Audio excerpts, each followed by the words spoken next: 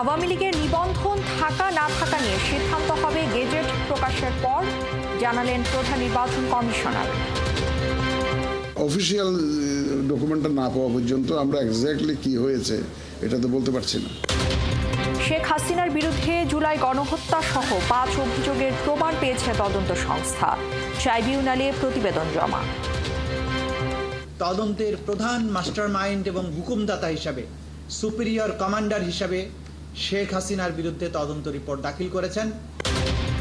মানবাধিকার লঙ্ঘন এবং ভোটাধিকার কেড়ে নেয়ার দায়ে আওয়ামী লীগ নিষিদ্ধের সিদ্ধান্ত, জানালেন শফিকুল আলম। আমাদের ইমিডিয়েট পাস্টে যা হয়েছে সেগুলো আওয়ামী লীগের যে অপকর্মগুলো আমাদের সামনে এসেছে আমরা সেই অনুযায়ী অ্যাকশন নিয়েছি। আওয়ামী লীগকে পুনর্বাসনের সহায়তার অভিযোগ সত্য নয়, বিএনপির নামে অপপ্রচারের অভিযোগ মির্জা আব্বাস। এবং মেঘালয়ের 3 জেলায় কারফিউ জারির পর সিলেটের সীমান্ত জুড়ে সতর্কতা বাড়িয়েছে বর্ডার গার্ড বাংলাদেশ।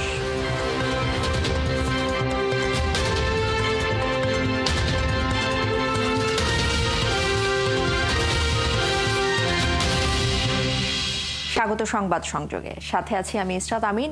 এতক্ষণ শিরোনাম শুনছিলেন, এবারে পুরো খবর। সন্ত্রাস বিরোধী অধ্যাদেশের গেজেট পাওয়ার পর আওয়ামী লীগের নিবন্ধন বাতিলের বিষয়ে সিদ্ধান্ত নেওয়া হবে বলে জানিয়েছেন প্রধান নির্বাচন কমিশনার এএমএম নাসির উদ্দিন। এক্ষেত্রে দাপ্তরিক নথি হাতে পাওয়ার পরে এ বিষয়ে সিদ্ধান্ত নেওয়া হবে বলেও জানান তিনি। সোমবার নির্বাচন কমিশনে এ বিষয়ে এক বৈঠকের পর ব্রিফিংয়ে এসব কথা জানান তিনি।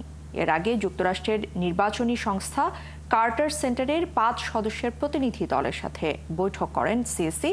জানান প্রতিনিধি দলটি প্রাক নির্বাচনী পরিস্থিতি দেখতে এসেছে, অবাধ, নিরপেক্ষ এবং সুষ্ঠু নির্বাচন হবে কিনা জানতে চেয়েছে এই প্রতিনিধি দল। গত 3টি নির্বাচনে না এলেও এবার তারা পর্যবেক্ষক হিসেবে আসতে আগ্রহী বলে জানান সিএসি। এখন আমরা তো আগে এখনো গ্যাজেটটা তো পাইনি সরকারের গ্যাজেটটা আমাদের কাছে আসলে আমরা তখন এটা বসে সিদ্ধান্ত নিব। এখন আমরা সিদ্ধান্ত নিতে পারি না, কারণ সরকার তো একটা, আপনাদের মুখে শুনছি, পত্রপত্রিকায় দেখছি, টেলিভিশনে দেখছি, কিন্তু ওইটা আর অফিসিয়াল ডকুমেন্টটা না পাওয়া পর্যন্ত আমরা এক্স্যাক্টলি কি হয়েছে এটা তো বলতে পারছি না। কমিশনের খবর রাখছেন সহকর্মী ফারজানা আক্তার, সেখানকার আরো খবর নিয়ে আমাদের সাথে যুক্ত হচ্ছেন তিনি। ফারজানা, একটু জানাবেন সবশেষ কি তথ্য রয়েছে এই মুহূর্তে আওয়ামী লীগ নিষিদ্ধ নিয়ে, আর কি নতুন কিছু বলেছেন কিনা সিএসি? সে সাথে আরো একটি প্রশ্ন করতে চাই যে গেজেট প্রকাশের পর সিদ্ধান্ত নেবার প্রক্রিয়া নিয়ে কোনো কথা হয়েছে কিনা, আর গণ অধিকারের নেতাদের এক্ষেত্রে সুনির্দিষ্ট কোনো বক্তব্য আপনি পেয়েছেন কিনা? ইশরাত যেমনটি বলছিলেন যে গেজেট হওয়ার পর আসলে নির্বাচন কমিশন সিদ্ধান্ত নেবে, এবং কিছুক্ষণ আগে প্রধান নির্বাচন কমিশনার ব্রিফ করেছিলেন। সেই ব্রিফিংয়ে তিনি বলেছিলেন যে আসলে সরকারের পক্ষ থেকে যখন গেজেট প্রকাশ করা হবে এরপরেই নির্বাচন কমিশন সিদ্ধান্ত নেবে। এবং এখন পর্যন্ত আমরা যেমনটি জানতে পেরেছি সূত্র থেকে, সেটি হচ্ছে যে গেজেটটি প্রক্রিয়াধীন রয়েছে। সেই গেজেট প্রক্রিয়াধীন থেকে যখন চূড়ান্তভাবে জারি হবে তারপর নির্বাচন কমিশনের কাছে আসলে নির্বাচন কমিশন সিদ্ধান্ত নেবে। আপনি জানেন যে আসলে গত শনিবার এনসিপি, জামায়াতে ইসলামী, হেফাজতে ইসলাম সহ বিভিন্ন রাজনৈতিক সংগঠনের দাবির মুখে কিন্তু আওয়ামী লীগের সব কার্যক্রম নিষিদ্ধ করা হয়, রাজনৈতিক যে কার্যক্রম, এবং একটি দলের কার্যক্রম নিষিদ্ধ করা মানে কিন্তু সেই দলটি আর নির্বাচনে অংশ নিতে পারবে না। এবং আরপিওর নিয়ম অনুযায়ী আমরা জানি যে একটি দলকে সরকার যখন নিষিদ্ধ ঘোষণা করে তখন কিন্তু সেটি সরাসরি নির্বাচন কমিশন থেকে কোনো ধরনের সরকার নিষিদ্ধ সেই দলটি করা লাগে না, বা সরাসরি একটি দল নিষিদ্ধ করতে হবে। সেক্ষেত্রে নির্বাচন কমিশনের কাছেও তাদের যে সুযোগ সুবিধা, যেমন ভোট করা, ভোটার তালিকা পাওয়া, রাজনৈতিক সভা সমাবেশ করা, সরকার নিষিদ্ধ করেছে আওয়ামী লীগের জন্য, সেহেতু আওয়ামী লীগের কার্যক্রম নিতে পারবে না। তবে এখানে বিষয় আছে যে সরকারের পক্ষ থেকে যেমনটি জানানো হয়েছিল যে আন্তর্জাতিক অপরাধ ট্রাইব্যুনালে বিচার হওয়ার আগে তাদের সব কার্যক্রম নিষিদ্ধ। তো সেক্ষেত্রে আসলে নির্বাচন কমিশন কি তাদের নিবন্ধন নিষিদ্ধ করতে যাচ্ছে, নিবন্ধন বাতিল করতে যাচ্ছে, সেটা এখন পর্যন্ত বলা যাচ্ছে। সেটি নির্বাচন কমিশন সিদ্ধান্ত হবে, এবং নির্বাচন কমিশন যেমনটি বলছে যে গেজেট হাত পুরো কমিশন বসে সেই সিদ্ধান্ত আসলে নির্বাচন সিদ্ধান্ত দিতে যাচ্ছে। পাশাপাশি যদি বলি, গণ অধিকার পরিষদের পক্ষ থেকে এসেছিলেন তাদের নেতা, এবং লিখিত প্রস্তাব জমা দিয়েছি ইসিকে, যেখানে তারা বলেছেন সহ জাতীয় পার্টি সহ রাজনৈতিক দল বা সংগঠন বা ব্যক্তি আওয়ামী লীগের সাথে জড়িত ছিল তার নিবন্ধন যাতে বাতিল করে দেয় এবং তাদেরকে যাতে বিচার হয় তারা দাবি করেছেন। এবং এর আগেও সকালবেলা প্রধান নির্বাচন কমিশনের সঙ্গে যুক্তরাষ্ট্রের একটি প্রতিনিধি দলের সঙ্গে সেই দলটি বাংলাদেশের নির্বাচনে পর্যবেক্ষণে আসার যে আগ্রহ সেটি প্রকাশ করেছে এবং তারা পর্যবেক্ষণ করতে চায় এবং সেই দলটি আসলে জানতে চেয়েছিল বাংলাদেশের নির্বাচন কমিশন আগামী ত্রয়োদশ জাতীয় সংসদ নির্বাচনের জন্য কতটুকু প্রস্তুতি নিয়েছে, কি ধরনের কাজ করছে, ভোটার তালিকা হালনাগাদের বিষয়ে এবং রাজনৈতিক দলের নিবন্ধন সহ সেসব বিষয়ে তারা জানতে চেয়েছে এবং নির্বাচন কমিশন তাদেরকে সেসব বিষয়ে বলেছে। প্রধান নির্বাচন কমিশনার যেমন বলেছেন যে তারা অগ্রগতিতে বা কাজের অগ্রগতি বা ইসি এখন যে কাজগুলো করছে তাতে তারা সন্তুষ্টি প্রকাশ করেছে। তারা হয়তো জাতীয় নির্বাচনে আগামী জাতীয় সংসদ নির্বাচনে তারা পর্যবেক্ষণ করতে আসতে রাজি এবং এই আওয়ামী লীগের যে নিবন্ধনের বাতিল বা স্থগিতের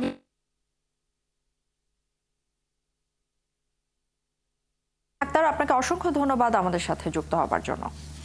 যাচ্ছি পরবর্তী প্রসঙ্গে। জুলাই আগস্ট গণহত্যার মামলায় সাবেক প্রধানমন্ত্রী শেখ হাসিনার বিরুদ্ধে তদন্ত প্রতিবেদন জমা দিয়েছে আন্তর্জাতিক অপরাধ ট্রাইব্যুনালের তদন্ত সংস্থা। এর মধ্য দিয়েই আনুষ্ঠানিক বিচারের মুখোমুখি হবেন তিনি সহ বাকি সহযোগীরা। সকালে চিফ প্রসিকিউটর তাজুল ইসলামের কাছে এই রিপোর্ট জমা দেওয়া হয়। পরে এক সংবাদ সম্মেলনে চিফ প্রসিকিউটর জানিয়েছেন, প্রতিবেদনে অভিযুক্তদের বিরুদ্ধে 5টি অভিযোগ পাওয়া গেছে। ফ্যাসিস্ট সরকার প্রধান, মানবতা বিরোধী অপরাধের সংগঠনে আন্দোলনরত শিক্ষার্থীদের রাজাকার বলার দায়ে তার বিরুদ্ধে অভিযোগ আনা হয়েছে। এই নির্দেশ সরাসরি বলে জানিয়ে দিয়েছেন প্রতিবেদন কমিটির তদন্ত সংস্থা। আর একই সঙ্গে জুলাই আন্দোলনের সময় মারণাস্ত্র ব্যবহার করতে আইনশৃঙ্খলা বাহিনীকে নির্দেশদাতাও। আর একই সঙ্গে আহতদের হাসপাতালে যাতে চিকিৎসা দেয়া না হয় সে বিষয়ে নির্দেশনা দেয়া এবং আন্দোলনকারীদের উপর দায় চাপাতে সরকারি স্থাপনায় আগুন দেওয়ার টেলিফোন রেকর্ডের হদিস পেয়েছে তদন্ত কমিটি। রিপোর্টের এসব তথ্য যাচাই বাছাই করে দ্রুততম সময়ে আদালতে ফরমাল চার্জ দাখিল করা হবে।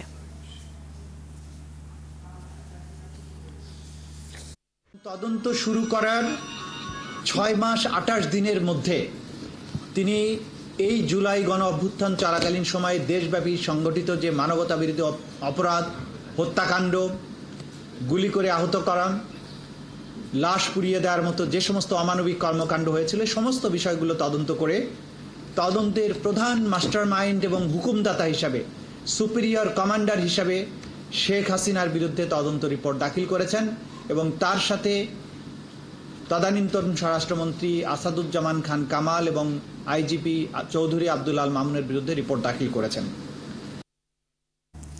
তদন্ত প্রতিবেদন নিয়ে আরও খবর জানাতে আন্তর্জাতিক অপরাধ ট্রাইব্যুনালে আছেন সহকর্মী সৈকত সাদিক। এই মুহূর্তে আমরা যুক্ত হচ্ছি তার সাথে। সৈকত, আমরা চিফ প্রসিকিউটরের বক্তব্য শুনছিলাম, সেক্ষেত্রে একটু জানতে চাচ্ছি আপনার কাছে যে আসলে যে 5টি অভিযোগ প্রমাণিত হয়েছে নির্দিষ্ট করে আমাদেরকে একটু জানাতে পারবেন কিনা সেই 5টি অভিযোগ আসলে কি?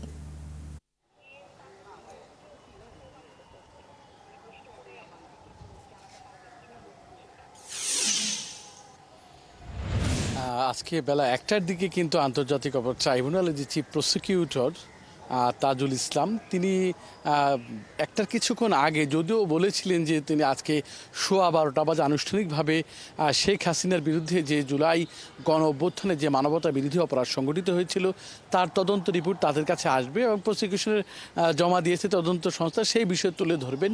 তো তিনি যে আনুষ্ঠানিক যে অভিযোগের বিষয়ে তিনি তুলে ধরেছেন এবং সেখানে তিনি জানিয়েছেন যে শেখ হাসিনার বিরুদ্ধে তারা 5টি অভিযোগের প্রমাণ পেয়েছেন এবং 5টি অভিযোগের থেকে তারা 2টি অভিযোগের বিষয়ে গণমাধ্যমকে জানিয়েছেন। তিনি বলেছেন যে আপনি জানেন জুলাই আগস্টের আন্দোলন যখন কোটা বিরোধী আন্দোলন শুরু হলো তখন 14 জুলাই একটি সংবাদ সম্মেলনে শেখ হাসিনা যারা এই আন্দোলন চালিয়ে যাচ্ছিলেন তাদেরকে রাজাকার বলে, রাজাকারের নাতি বলে উল্লেখ করেছিলেন এবং সেই বক্তব্য দিয়ে কিন্তু তিনি এই আন্দোলনের বিরুদ্ধে তিনি আইনশৃঙ্খলা বাহিনীকে এবং তার আওয়ামী লীগ যুবলীগের যে ক্যাডারদের তাদেরকে উস্কে দিয়েছিলেন এবং সেই উস্কানির মাধ্যমে কিন্তু এই আন্দোলন দমন নিপীড়নের যে শুরুটা হয়েছিল সেটা তারা প্রমাণ পেয়েছেন। সেই অভিযোগটা তারা আজকে প্রথমে নিয়ে এসেছেন, বলেছেন শেখ হাসিনা সেই বক্তব্যের মাধ্যমে উস্কানি দিয়েছেন, পররচনা করেছিলেন। আর আরেকটা বিষয় তিনি বলেছেন যে এই জুলাই আগস্টে আন্দোলনের সময় শেখ হাসিনার যে যত টেলিফোনের কথোপকথন সেগুলোর রেকর্ড তাদের হাতে এসেছে এবং সেখানে তারা প্রমাণ পেয়েছে যে শেখ হাসিনা আইন শৃঙ্খলা বাহিনীকে গুলি চালানোর নির্দেশ দিয়েছেন, হেলিকপ্টার সহ অন্যান্য যা মারণাস্ত্র যেগুলো রয়েছে সেগুলো ব্যবহারের মাধ্যমে হত্যার নির্দেশ তারা দিয়েছেন। যে এই পুরো জুলাই আন্দোলনে যে দেড় সহস্রাধিক মানুষ মারা যায় সেই ঘটনা যে শেখ হাসিনা যে মাস্টার মাইন্ড তার যে নির্দেশনা সেই বিষয়টি কিন্তু উঠে এসেছে। এই দুটি আনুষ্ঠানিক বিষয় তারা জানিয়েছেন, যদিও বলেছেন 5টি অভিযোগ, তবে সেই আর যে 3টা অভিযোগ রয়েছে সে বলেছেন এই 3টে অভিযোগের বিষয় তাদের কাছে আনুষ্ঠানিক বা তাদের কাছে প্রমাণ থাকলেও সেই বিষয়গুলো আপাতত তারা গণমাধ্যমে তারা প্রকাশ করেননি। সেটা তদন্তের স্বার্থেই তারা সেই বিষয়গুলো তাদের কাছে রেখেছেন এবং বলেছেন যে তারা আজকে যে রিপোর্টটা পেলেন এবং এই রিপোর্টটা তারা দ্রুতই সহসায় তারা আনুষ্ঠানিক অভিযোগ বা ফরমাল চার্জ হিসেবে কিন্তু প্রসিকিউশন আদালতে জমা দিবেন। আপনি জানেন যে গত 20 এপ্রিল এই মামলার সর্বশেষ শুনানি ছিল শেখ হাসিনার বিরুদ্ধে এবং সেই মামলা কিন্তু আগামী 24শে জুন পর্যন্ত সময় নেওয়া হয়েছে, মানে আরও 2 মাসের সময় দেওয়ার পরেও কিন্তু আজকে 1 মাসের মধ্যে কিন্তু তারা তদন্ত প্রতিবেদন তাদের হাতে আসলো এবং তারা এই বিষয়ে যাচাই বাছাই করবেন। যদিও আগে এই মামলায় শুধু শেখ হাসিনা একা এই মামলা আসামি ছিলেন, পরবর্তীতে সাবেক যে আইজিপি ছিল চৌধুরী আবদুল্লাহ আল মামুন, যিনি এখন কারাগারে আছেন, তাকে এই মামলা নিয়ে আসা হয়েছে। আজকে নতুন করে আরেকজনের নাম সাবেক স্বরাষ্ট্রমন্ত্রী আসাদুজ্জামান খান কামাল, তাকেও এই মামলায় নিয়ে আসা হয়েছে, তার বিরুদ্ধে প্রমাণ পেয়েছে। মানে শেখ হাসিনার 2জন সেনাপতি হিসেবে আরও 2 জনের নাম আসলো। টোটাল বিষয় কিন্তু আজকে তাজুল ইসলাম জানালেন এবং কীভাবে অপরাধ সংগঠন। আরেকটা বিষয় জানিয়ে রাখি, যেখানে তাজুল ইসলাম উল্লেখ করেছেন যে তখন এই আন্দোলন দমনে শুধু এই আইন শৃঙ্খলা বাহিনীর সদস্যরা শুধু গুলি চালায়নি ছাত্র জনতার উপর, তখন যে সরকারি স্থাপনাগুলো রয়েছিল সেগুলোতে আগুন ধরিয়ে দেওয়ার নির্দেশনা শেখ হাসিনা তার নেতাকর্মীদের দিয়েছিলেন, সেই প্রমাণও পেয়েছেন এবং তারা আশা করছেন যে আগামী 2-3 সপ্তাহের মধ্যেই তারা এই বিষয়ে আনুষ্ঠানিক অভিযোগ বা ফরমাল অভিযোগ তারা আদালতে দিবেন, সেটাও চিফ প্রসিকিউটর জানালেন। এই হচ্ছে এখন পর্যন্ত এই মামলার বা আজকে শেখ হাসিনা মামলার তদন্ত প্রতিবেদনের সর্বশেষ পরিস্থিতি। সৈকত সাদিক, আপনাকে অসংখ্য ধন্যবাদ আমাদের সাথে যুক্ত হওয়ার জন্য। রাজধানীর উত্তরায় জুলাই আগস্ট গণহত্যার মামলার তদন্ত প্রতিবেদন 20 জুলাই জমা দেওয়ার নির্দেশ দিয়েছে আন্তর্জাতিক অপরাধ ট্রাইব্যুনাল। এছাড়া 2013 সালে শাপলা চত্বর হেফাজতের সমাবেশে গণহত্যার মামলার প্রতিবেদন 12 আগস্ট জমা দেওয়ার নির্দেশ দেওয়া হয়েছে। আর সোমবার বিচারপতি গোলাম মর্তুজা মজুমদারের নেতৃত্বে এই 2 মামলার শুনানি শেষে আদেশ দেয় ট্রাইব্যুনাল। এর আগে সকালে শাপলা চত্বরে হেফাজতে ইসলামী সমাবেশে হত্যা, নির্যাতন এবং মুগ্ধ হত্যাকাণ্ডের ঘটনায় সাবেক স্বরাষ্ট্র প্রতিমন্ত্রী এবং মেয়র আতিকুল ইসলাম এবং আইজিপি শহীদুল হক সহ 13 জনকে ট্রাইব্যুনালে হাজির করা হয়।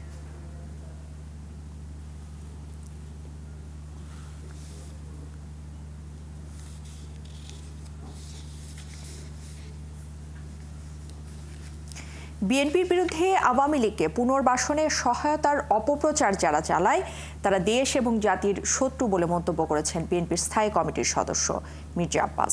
তিনি বলেছেন, দেশে বেশ কয়েকদিন ধরেই এই সার্কাস চলছে। জাতীয় প্রেস ক্লাবে বিএনপি নেতা নাসিরউদ্দিন পিন্টুর 10ম মৃত্যুবার্ষিকীর স্মরণ সভায় একথা জানিয়েছেন মির্জা আব্বাস। এ সময় প্রশাসনে বিএনপি সমর্থকদের সরিয়ে অন্যদের নিয়োগ দেওয়ার অভিযোগ করেন বিএনপির এই সিনিয়র নেতা। দেশপ্রেমিক হলে দেশের স্বার্থ আগে দেখতে হবে উল্লেখ করে মির্জা আব্বাস আরও বলেন, মানবিক করিডোর দেয়া, ভিআইপি ট্রিটমেন্টে আব্দুল হামিদের পালিয়ে যাওয়া, এসব নিয়ে জনমনে সংশয় রয়েছে। কার স্বার্থে সরকার ইচ্ছাকৃতভাবে এসব অপকর্ম চালাচ্ছে সেই প্রশ্নও তোলেন বিএনপির স্থায়ী কমিটির এই সদস্য। বাংলাদেশে একটা সার্কাস জাতীয় কিছু একটা হচ্ছে, নাটক জাতীয় কিছু একটা হচ্ছে। আমার কাছে মনে হচ্ছে আমাকে সরকার এখন নাকে দেখায় পেটে মারে, আর পেটে দেখায় নাকে মারে। 622 জন আওয়ামী লীগের লোক পার হয়ে গেল, এই সরকার বলে আমরা কিছু জানি না। জানেন কি? এই জানাটা খুব দরকার। সাবেক রাষ্ট্রপতি আব্দুল হামিদের দেশ ছেড়ে যাওয়ার বিষয়ে গাফিলতি তদন্তে কমিটি গঠন করা হয়েছে। কমিটির সমন্বয়ে আছেন সরকারের 3 জন উপদেষ্টা, আর এই কমিটি আগামী 15 দিনের মধ্যেই প্রতিবেদন জমা দিবে।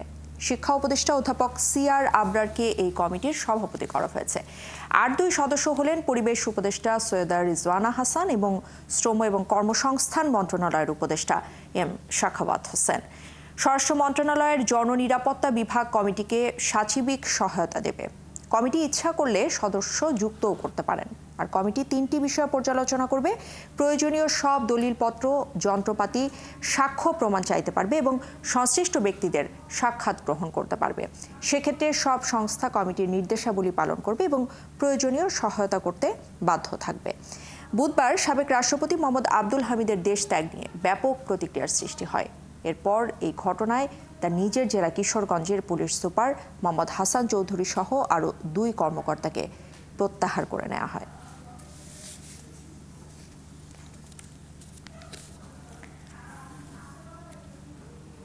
আওয়ামী লীগের সব ধরনের কার্যক্রম নিষিদ্ধ করার সিদ্ধান্ত বড় বড় রাজনৈতিক দলসহ সবাই মেনে নিয়েছে মন্তব্য করেছেন প্রধান উপদেষ্টার প্রেস সচিব শফিকুল আলম। সোমবার দুপুরে ঢাকা রিপোর্টার্স ইউনিটিতে মিট দ্য রিপোর্টার্স অনুষ্ঠানে কথা জানিয়েছেন তিনি। শফিকুল আলম বলেন, আওয়ামী লীগের কার্যক্রম নিষিদ্ধ করা হয়েছে মানবাধিকার লঙ্ঘন এবং ভোটাধিকার কেড়ে নেয়ার দায়। তিনি জানান, তারা দেশের মানুষের সব অধিকার খর্ব করেছিল, তাই সবার সাথে পরামর্শ করে দলটির কার্যক্রম নিষিদ্ধ করা হয়েছে। এছাড়া সরকারি অফিসে সাংবাদিকদের প্রবেশাধিকার নিশ্চিতে নির্দেশনা দেওয়া আছে এবং প্রধান উপদেষ্টার অফিস সাংবাদিকদের সব তথ্য সরবরাহ করছে বলেও জানিয়েছেন প্রেস সচিব।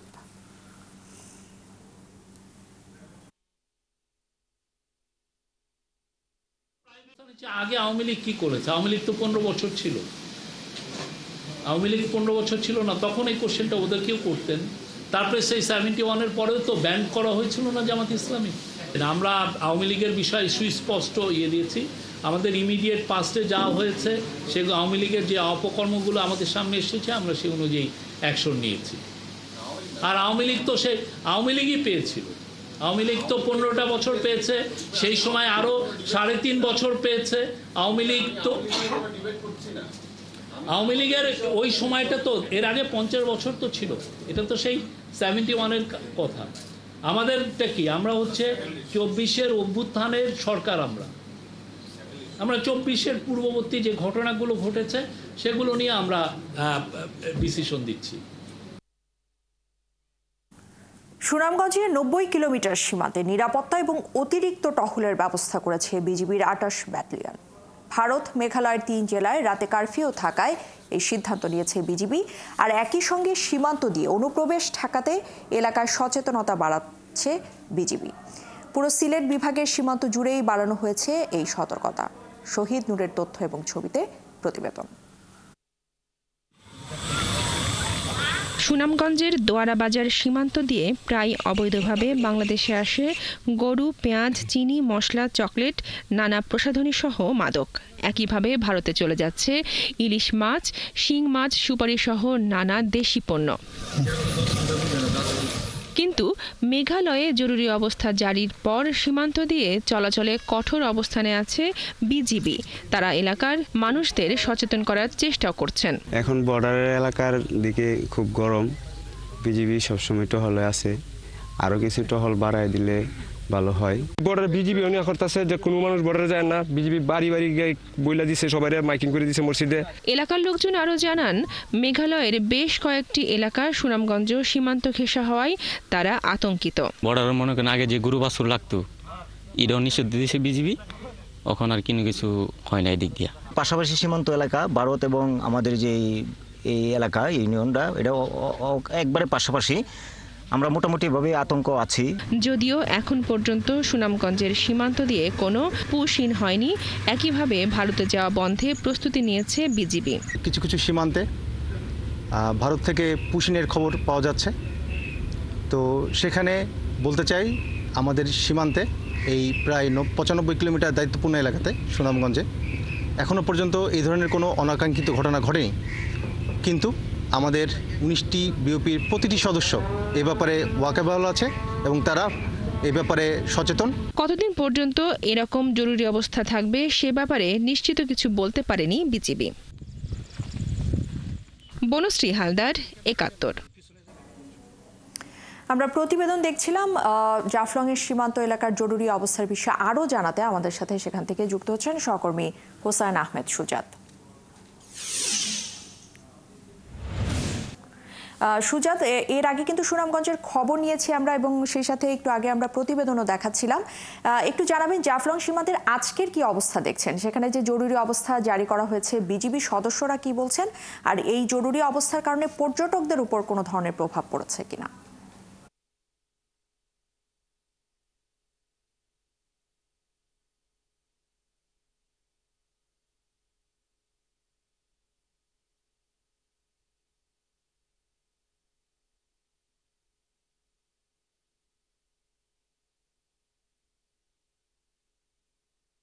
দেখুন, আসলে জাফলংয়ের পাশেই কিন্তু ভারতের মেঘালয়ের ডাউকি বাজার অবস্থিত এবং এই মুহূর্তে কিন্তু মেঘালয়ে কারফিউ চলছে। তবে মেঘালয়ে কারফিউ চললে কিন্তু আমাদের সিলেটের এই জাফলং এলাকায় আমরা যেটা দেখছি যে বিজিবি কিন্তু কঠোর অবস্থানে রয়েছে, বিজিবির অনেক নজরদারি রয়েছে। পাশাপাশি আপনি জানেন যে সিলেটের 3টি ব্যাটালিয়নের একটি সেক্টর রয়েছে, সিলেট বিজিবি সেক্টর। সেখানে 300 কিলোমিটার এলাকা রয়েছে এবং সেই 300 কিলোমিটার এলাকায় কিন্তু এই মুহূর্তে বিজিবির কঠোর নিরাপত্তা রয়েছে। এবং আপনি জানেন যে জাফলং হচ্ছে একটি পর্যটন সমৃদ্ধ এলাকা এবং এখানে কিন্তু পর্যটনের আগমন প্রতিদিন ঘটে। আমরা আজকেও দেখেছি যে প্রচুর পর্যটক কিন্তু জাফলংয়ে এসেছেন এবং এই জাফলংয়ে কিন্তু ভারতের মেঘালয়ের যে কারফিউ তার প্রভাব কিন্তু পড়েনি। আমরা সিলেট বিজিবি সেক্টর কমান্ডারের সাথে কথা বলেছিলাম, তিনি আমাদেরকে জানিয়েছেন যে আসলে যেহেতু একটি পাশের দেশে উত্তেজনা চলছে, সহসাই এর উত্তেজনার কিছুটা প্রভাব বাংলাদেশে পড়ার সম্ভাবনা রয়েছে। তবে তারা কিন্তু সীমান্তে কঠোর নিরাপত্তা জোরদার করেছেন এবং এই নিরাপত্তার কারণে কিন্তু পর্যটক বা জনমনে কিন্তু বাংলাদেশের মানুষের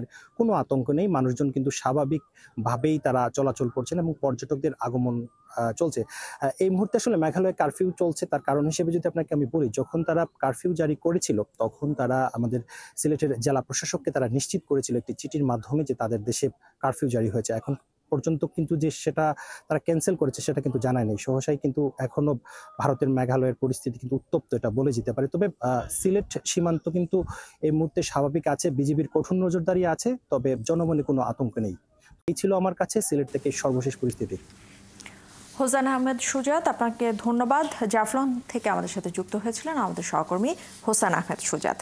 সিভিল সার্জনরা মন থেকে চাইলে সীমিত সম্পদের মধ্যেও স্বাস্থ্য এবং চিকিৎসা সেবার মানের 25% উন্নতি সম্ভব বলে মনে করেন অন্তর্বর্তী সরকারের প্রধান উপদেষ্টা অধ্যাপক ডক্টর মোহাম্মদ ইউনূস। তিনি বলেন, স্বাস্থ্য খাতে যে নিয়ম কানুন রয়েছে তা প্রতিপালন করলেই এই উন্নতি সম্ভব। তাই সীমিত সম্পদের অজুহাত না দিয়ে স্বাস্থ্য সেবা দিতে সিভিল সার্জনদের নির্দেশও দিয়েছেন প্রধান উপদেষ্টা। আরও জানাচ্ছেন মোহন ইসলাম। মাননীয় প্রধান উপদেষ্টা সোমবার সকালে রাজধানীর তেজগাঁওয়ে প্রধান উপদেষ্টার কার্যালয়ে সিভিল সার্জনের সম্মেলনে উদ্বোধনী অনুষ্ঠানে প্রধান অতিথি হিসাবে যোগ দেন অন্তর্বর্তী সরকারের প্রধান উপদেষ্টা ডক্টর মোহাম্মদ ইউনূস। এ সময় তিনি বলেন, হাজার বছরের মধ্যে দেশে এমন পরিবর্তন নাও হতে পারে, তাই এই পরিবর্তনের সুযোগ নিয়ে কাজ করার নির্দেশ দেন তিনি। বলেন, লাখ টাকার বালিশ কেনার দুর্নীতির দিন শেষ। এই পরিবর্তনের আগের মুহূর্তে আমরা একরকম ছিলাম, এক জগতে বাস করতাম, মেনে নিয়েছিলাম সবকিছু যেভাবে আছে সেভাবেই হবে। একটা বালিশ যদি 1 লক্ষ টাকা দিয়ে কিনতে হবে, আমরা 1 লক্ষ টাকা দিয়ে কিনবো, ওভাবে নিয়ম ওভাবে করেছে। এখন তো হঠাৎ করে পাল্টে গেছে সব। সেই পরিবর্তনটুকু যে আমাদের জিম্মায় হচ্ছে, এই জিম্মাটা বদলাও, কেউ এটা নির্দেশ দিয়ে কাউকে করাতে পারবে না। স্বাস্থ্যসেবা যে স্বাস্থ্যহীন তা সবাই বোঝে, এর কারণ হিসেবে একে অপরকে দোষারোপ করা হয়। দোষ না দিয়ে তা প্রতিকার করতে হবে বলে জানান প্রধান উপদেষ্টা। দোষ দিলে তো স্বাস্থ্যহীনতা দূর হয়ে যাবে, এটার প্রতিকার করতে হবে যাতে করে আমরা স্বাস্থ্যসেবা সঠিকভাবে করতে পারি। দুনিয়ার যত দেশ আছে, যত জাতি আছে, তারা যদি নিজ নিজ স্বাস্থ্যসেবা আমাদের চাইতে ভালো করতে পারে, আমাদের মধ্যে কি গাফিলতি আছে, কি অভাব আছে, যে কারণে আমরা পাচ্ছি। প্রধান উপদেষ্টা বলেন, সিভিল সার্জনদের মন থেকে চাইলে সীমিত সম্পদের মধ্যেও স্বাস্থ্যসেবার মান 25% উন্নতি করা সম্ভব, আর তাহলে চিকিৎসার অভাবে মৃত্যুর সংখ্যা কমবে। 25% কিন্তু অত্যন্ত মূল্যবান 25%। কারণ এখানেই মানুষ মারা যাচ্ছে এই 25% ভেতরে, যেটুকু আমরা করছি না, যেটা আমি করতে পারতাম, নানা ব্যাখ্যা দিয়ে সেটাকে ঢেকে রাখছি আমরা, কিন্তু ভেতরে আমি জানি যে আমি পারতাম। কি হয়েছে, আমি গর্তের মধ্যে পড়ে গেছি। ওই যে স্বাস্থ্য উপদেষ্টা মহোদয় বললেন যে হাসপাতালে গেলাম, যেখানে যার থাকার কথা নাই, যেখানে যার করার কথা করছে না, ইত্যাদি। এটা তো কারো অপেক্ষায় না, এটা তো আছে। রিসেপশনের জায়গায় থাকবে, যাকে সাহায্য করার কথা তাকে সাহায্য করবে। এটার জন্য আইনও ঘটানোর দরকার নাই, কিছু বলার দরকার, শুধু যেটুকু নিয়ম পালন করার বিষয়। সিভিল সার্জন সম্মেলনে স্বাস্থ্য কমিশনের সুপারিশমালা বাস্তবায়নের আশ্বাসও দেন প্রধান উপদেষ্টা। নতুন মানসিকতা। মোহন ইসলাম, ৭১, ঢাকা। নতুন মানসিকতা। মৃতপ্রায় সুভাড্ডা খাল বাঁচানোর উদ্যোগ নিয়েছে পানি সম্পদ মন্ত্রণালয়। দখল দূষণ বন্ধ করে পানির প্রবাহ তৈরি করে আগের মতো যুক্ত করা হবে বুড়িগঙ্গা আর ধলেশ্বরীর সাথে। সকালে সুভাড্ডা পরিদর্শনে এসে পানি সম্পদ এবং পরিবেশ উপদেষ্টা জানিয়েছেন এই খাল উদ্ধারে কাজ করবে সেনাবাহিনী। আর এলাকাবাসী বলছেন খালটি উদ্ধার হলে কমবে জলাবদ্ধতা। হাবিব রহমানের প্রতিবেদন। দেখে বোঝার উপায় নেই, এক সময় এখানে ছিল তীব্র পানি প্রবাহ। সেই খালটি এখন দখল আর দূষণে ইতিহাসের পাতায়। সোমবার সকালে মৃত সুভাড্ডার পাড়ে এসেছিলেন পানি সম্পদ ও পরিবেশ উপদেষ্টা রিজওয়ানা হাসান। বলেন, এরই মধ্যে খালের দখলদারদের স্থাপনা সরিয়ে নিতে বলা হয়েছে। দ্রুতই খালটি খনন করে আগের অবস্থায় ফিরিয়ে আনা হবে। আর সুভাড্ডা খাল উন্নয়নে প্রকল্পটি বাস্তবায়ন করবে সেনাবাহিনী। এখানে এসে যা দেখলাম যে এখানে খালটাই আবার অনেক জায়গাতে নতুন করে করতে হবে। খালের ফ্লো বলতে তো আসলে কিছু নেই, হ্যাঁ। এবং এখানে কেবল যে খাল খনন করলে হবে তা না, খালের পার বাঁধাইয়ের ব্যাপার আছে, বর্জ্য ব্যবস্থাপনার ব্যাপার আছে। খালের পাশে হাঁটার রাস্তা না করে দিলে আবারও দখল হয়ে যাবে। এবং এখানে এসে যেটা শুনলাম সেটা হচ্ছে যে এখন যে কাজটা করা হয়েছে, মাটি কাটা হয়েছে, এটা হচ্ছে সিটি জরিপ অনুযায়ী, কিন্তু প্রকল্পে আসলে আছে আমাদের সিএস জরিপ অনুযায়ী। সিএস জরিপ অনুযায়ী খালটা অনেক বেশি প্রশস্ত। খালের 14.2 কিলোমিটার অস্তিত্ব বিলীনের পথে। বুড়িগঙ্গা আর ধলেশ্বরীর সাথে এর সংযোগস্থল। দখল আর ভরাটের কারণে খালের উৎসমুখে আবর্জনার ভাগার। প্রবাহ ফেরত আনা একটা চ্যালেঞ্জিং কাজ, কিন্তু এই প্রকল্পটা এই জুনে শুরু হয়ে আগামী জুনে যখন শেষ হবে তখন অন্তত খালের অবয়বটা দেখতে পাবেন। এখন তো খালের উপর শুধুমাত্র আমি প্লাস্টিক দেখে আসলাম আর ময়লা আবর্জনা দেখে আসলাম। খালটাকে আমাদের we have to give life back to the খাল। খালের প্রাণটা আমাদেরকে ফিরিয়ে আনতে হবে। এলাকাবাসী জানান, একসময় সুভাড্ডার পানি দৈনন্দিন কাজে তারা ব্যবহার করতেন, আর পালে হাওয়া লাগিয়ে চলতো বড় বড় নৌকা। আমরা এখানে গোসল করতাম, এই পানি দিয়ে ভাত তরকারি রান্না হইতো। ভাত তরকারি রান্না খালের পাড়ে দিয়ে মানুষের চলাচলতি করতে অসুবিধা। রাত দিন 24 ঘন্টায় মানে খালটা, এই খালটা মানুষ চলাফেরা করতো, লঞ্চে যাইতো, নৌকায় যাইতো, এই যে যাইতো। সারা দেশে দখল হওয়া খালগুলো উদ্ধার করার উদ্যোগ নিয়েছে সরকার। আর দখলদার কাউকেই ছাড় দেওয়া হবে না বলে জানালেন পরিবেশ উপদেষ্টা। হাবিব রহমান, ৭১, ঢাকা। গণতান্ত্রিক রাষ্ট্র তৈরির আকাঙ্ক্ষা 53 বছর ধরে বারবার ব্যর্থ হয়েছে বলে মন্তব্য করেছেন জাতীয় ঐকমত্য কমিশনের সহ সভাপতি ডক্টর আলী রিয়াজ। তিনি বলেছেন, এই প্রচেষ্টা বাস্তবায়নে সবাইকে ঐক্যবদ্ধ থাকতে হবে। সকালে গণতান্ত্রিক বাম ঐক্যের সঙ্গে বৈঠকের আগে তিনি এসব কথা বলেন।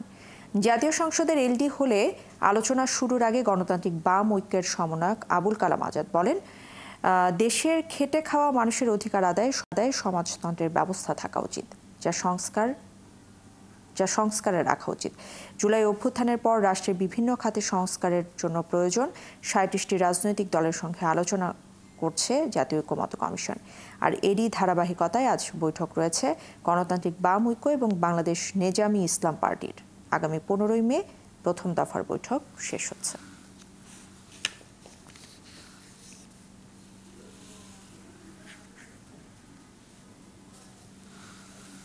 টানা 5 দিন ধরে ঢাকা সহ দেশের বিভিন্ন এলাকায় তীব্র তাপপ্রবাহের পর রোববার বিকেলের পর স্বস্তির বৃষ্টি দেখা পেতে শুরু করেছে নগরবাসী।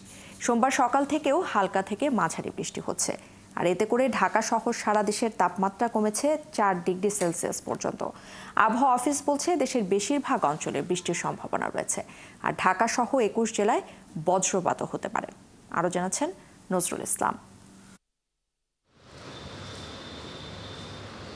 রাজধানী ঢাকায় গত কয়েকদিন ধরে গরম ছিল অসহনীয়, তবে রোববার বিকেলের পর স্বস্তির বৃষ্টির দেখা পায় নগরবাসী। রাত আরামেই কাটিয়েছে ঢাকার মানুষ। সোমবার ভোর থেকে মেঘাচ্ছন্ন আকাশের পাশাপাশি ঢাকার কোথাও কোথাও হালকা থেকে মাঝারি বৃষ্টি হয়েছে। মুক্তি মিলেছে তীব্র তাপদাহ থেকে। গরমের পরে বৃষ্টি অনেক ভালো লাগে। অনেক তাপমাত্রা ছিল, তাপমাত্রা বেশি হওয়ার পর এখন বাতাস বৃষ্টি, আসলে ওদের অনেক ভালো। এখন বের হয়ে আর কি একটু স্বস্তি লাগতেছে। এতদিন তো তীব্র গরমে বাসায়ও থাকা যাচ্ছিল না, বাইরেও বের হওয়া যাচ্ছিল না। গরমে অনেক নিজে বোরিং ফিল হয়েছে, কিন্তু এখন মোটামুটি অনেক ভালো লাগতেছে। কলেজে কোচিং আসা যাওয়া করতে হয়, সেক্ষেত্রে গরমটা আমাদের জন্য অত্যন্ত বিরক্তিকর। 2-3 দিন প্রচুর গরম ছিল, ঠান্ডা লাগতেছে, ভালো লাগতেছে। আবহাওয়া অফিস বলছে ঢাকা ও পার্শ্ববর্তী এলাকার তাপমাত্রা কমেছে প্রায় 4 ডিগ্রি সেলসিয়াস। একই সঙ্গে গত 24 ঘন্টায় ঢাকায় সামান্য বৃষ্টিপাত রেকর্ড করা হয়েছে। ঠান্ডা বাতাস বইতে থাকায় স্বস্তি এসেছে জনজীবনে। তবে যেটা হচ্ছে, গতকালকে আমরা বলেছি যে আজকে তাপমাত্রা অন অ্যান অ্যাভারেজ 2 থেকে 3 ডিগ্রি কমে যাবে, এবং গতকাল বিকেলেই দেখা যাচ্ছে তাপমাত্রা ওঠার পরে আপনার মেঘ সৃষ্টি হয়েছে, বিশেষ করে আপনার রাজশাহী, রংপুর, ময়মনসিংহ, সিলেট, এমনকি ঢাকাও, এবং এর প্রভাবে অনেক জায়গায় কালবৈশাখী ঝড় হওয়া বৃষ্টি হয়েছে। তিনি আরও জানান, ঢাকা ও আশেপাশের এলাকায় আকাশ আংশিক মেঘাচ্ছন্ন সহ বৃষ্টির সম্ভাবনা রয়েছে। এছাড়া ঢাকা সহ 21 জেলায় বজ্রপাতের আভাস রয়েছে। কিছু অঞ্চল ছাড়া মোটামুটি সারা দেশেই বৃষ্টি হবে, তবে বৃষ্টির পরিমাণটা বেশি থাকবে হচ্ছে আপনার রংপুর, রাজশাহী, ঢাকা, ময়মনসিংহ, সিলেট, এইসব অঞ্চলে বৃষ্টির পরিমাণটা বেশি থাকবে। বজ্রপাত হলে ঘরের মধ্যে থাকা, ভ্রমণ এড়িয়ে চলা ও গাছের নিচে আশ্রয় না নেওয়া সহ 10টি নির্দেশনাও দিয়েছে আবহাওয়া অফিস। নজরুল ইসলাম, 71, ঢাকা। চলতি অর্থবছরের 7 মে পর্যন্ত দেশে রেমিটেন্স এসেছে $25.27 বিলিয়ন, যা দেশের ইতিহাসে সর্বোচ্চ। এর আগে দেশে সর্বোচ্চ রেমিটেন্স এসেছিল 2020-21 অর্থ বছরে $24.77 বিলিয়ন। বাংলাদেশ ব্যাংকের হালনাগাদ প্রতিবেদন বলছে 2023 সালের জুলাই থেকে 2024 সালের 7 মে পর্যন্ত দেশের রেমিটেন্স এসেছে $19.72 বিলিয়ন। আর চলতি অর্থ বছরের 7 মে পর্যন্ত রেমিটেন্স এসেছে $25.27 বিলিয়ন। আর এই মাসের প্রথম 7 দিনে এসেছে $735 মিলিয়ন, যা গত বছরের একই সময়ের তুলনায় প্রায় 22.3% বেশি। মাসের হিসাবে দেশের ইতিহাসে সর্বোচ্চ রেমিটেন্স এসেছে এই মার্চে। এ মাসে দেশে প্রবাসী আয় এসেছিল রেকর্ড $329,56,30,000। এর মধ্যে সবচেয়ে বেশি রেমিটেন্স এসেছে সৌদি আরব থেকে।